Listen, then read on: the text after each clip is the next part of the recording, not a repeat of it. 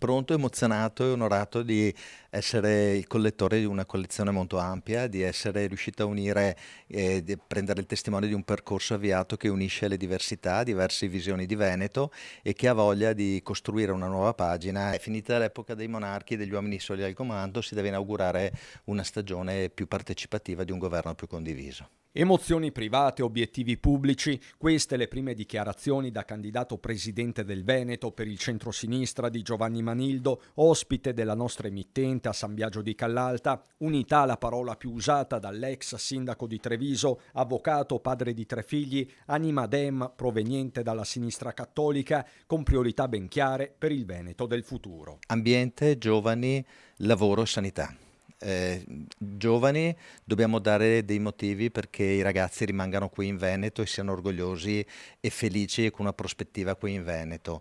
Lavoro e sviluppo economico perché deve crescere la capacità di creare lavoro delle imprese. L'ambiente perché dobbiamo prenderci cura del nostro territorio, la transizione ecologica è una realtà. La sanità, la dico per ultima ma è fondamentale, dobbiamo avere il diritto alla salute per tutti, dobbiamo eliminare le liste d'attesa, dobbiamo garantire la dignità delle persone che lavorano all'interno della sanità e questa è un'assoluta priorità. Contenuti e valori che saranno trasmessi nel corso di un lungo tour elettorale che toccherà territori, comunità e aziende. Il programma, fitto fittissimo, è in corso di definizione, questione anche di metodo. È necessario un modello di governo partecipato. Mi posto questa esperienza da sindaco nel 2013 mi ero candidato con l'idea del sindaco di tutti, è un'idea che poi è passata ed è diventata anche un mantra anche di altre persone. È un'avventura sicuramente difficile, ma la consapevolezza che c'è la possibilità di scrivere una nuova pagina del Veneto è entusiasmante per me e per tutti.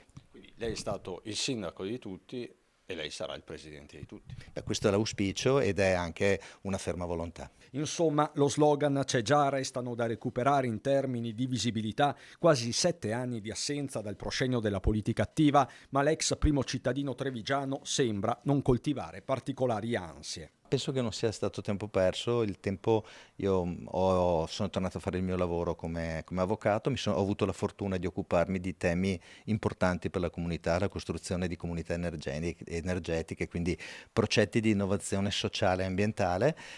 Sicuramente è un modo diverso di fare il servizio pubblico. Altro capitolo, la rappresentanza dei territori. Manildo risponde così ai mal di pancia iniziali dei Dem padovani e veronesi che volevano un loro candidato. Da campanellista dico che è bello che Treviso sia al centro dello scacchiere veneto, ma a parte gli scherzi,